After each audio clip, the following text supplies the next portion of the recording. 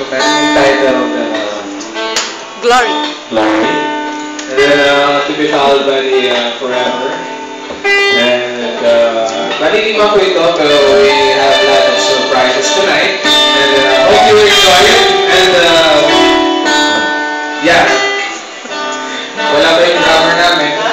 Siguro naman, partner, habang iniintay natin yung drummer natin, interviewin muna natin yung mga nagkakape. Siyempre naman, sila yung rason kung bakit tayo. Ayan. Aba? Bonggang-bongga yung mga nalalabi. Yan po yung mga bisita natin tonight. And we're lucky, you know, partner, kasi galing pa to ng different places, no? Galing pa to ng bukid, at saka ng Kabakan, you know? Punta ba ito? Bukid nun.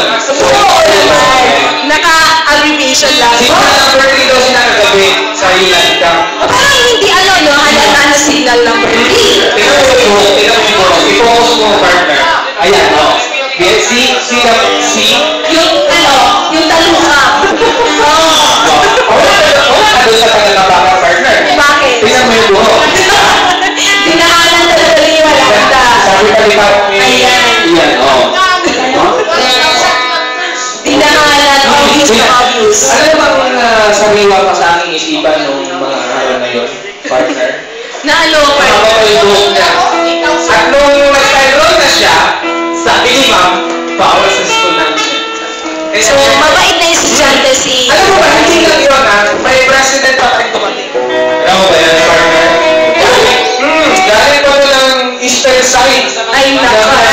Ito yung exciting ako na maraming balita ito. Lalo na sa love life. Partner, hindi gusto mo yan. Nag-floor wax si Pastor. Pero ganito, ayan. Ayan. Ano nga pangalan niya? Tanungin mo, partner. Pwede ko ba malaman ng Baka pangalan? sa buti ka rin.